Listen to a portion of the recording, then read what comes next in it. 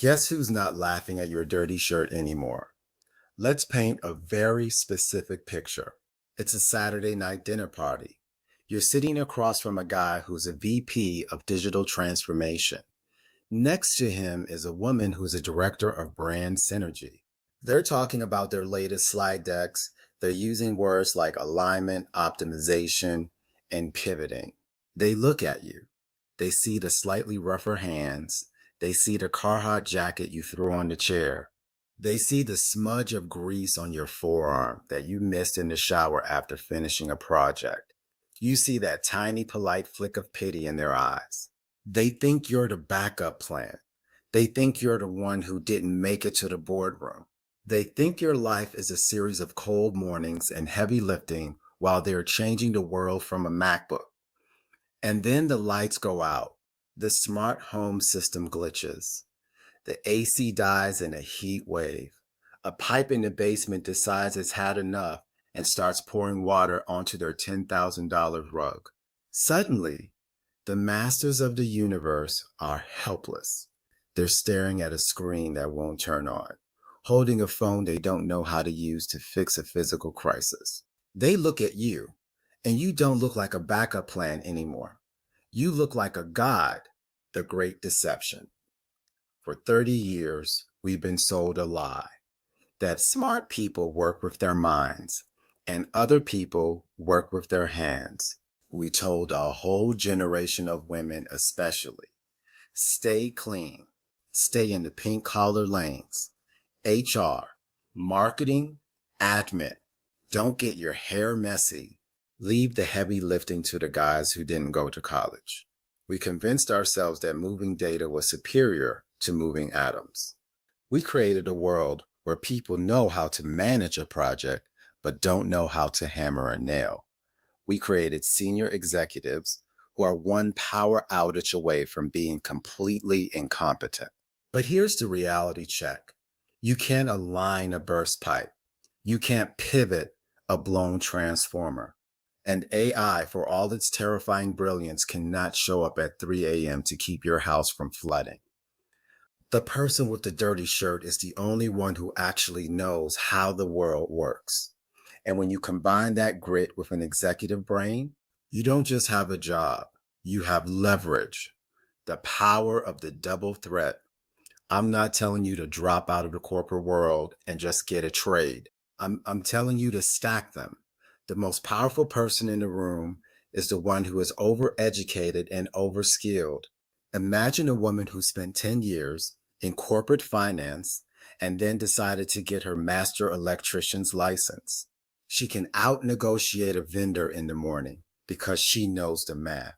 She can diagnose a mechanical failure in the afternoon because she knows the machine. She can build a 7-figure scaling strategy in the evening because she understands the market. When you know the trade and the business, you are a double threat.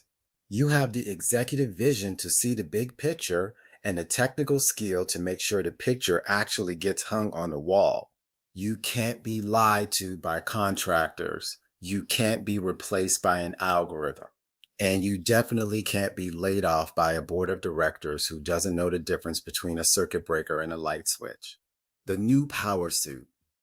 We need to stop pretending that a title is security. A title is a lease, and the landlord can evict you at any time. A skill is ownership. If your entire career exists on a cloud server, you are one restructuring away from being invisible. But if you can build, fix, or maintain the physical world, you are the infrastructure. You are the foundation. To the women who have been told to stay in the clean lane, the dirt on your shirt is just proof that you aren't helpless. It's proof that you have a second engine. While the rest of the professional world is trembling about what AI might do to their middle management roles, you're standing on solid ground. Why? Because you've professionalized a trade. You've taken all that corporate polish, the leadership, the marketing, the systems, and applied it to a world where the competition is still using paper invoices.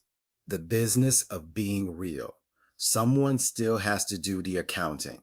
Someone still has to do the marketing. Someone has to lead the team and manage the growth. The trades aren't just about turning a wrench. They are a multi-billion-dollar business landscape that is starving for professional leadership. When you walk onto a job site, they might see a woman and think she's lost. And then you open your mouth. You catch the error in the load calculation. You spot the shortcut in the plumbing. You call out the inefficiency in the workflow. And then you go back to your office and write the contract that ensures your firm owns the project. That is the ultimate flex. So let them laugh at the dirty shirt. Let them think the office is the only place for intellectuals. Wait until they see your bank account. Wait until they see your autonomy.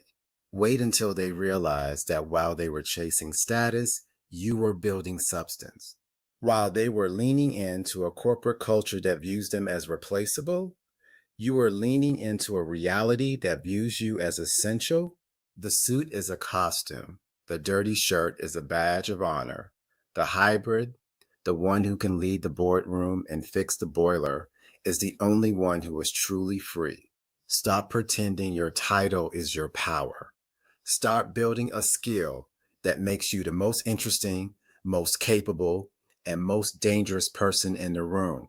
Because when the world gets real, they're going to need a master, and it might as well be you. Thank you for tuning in. I will see you in the next one.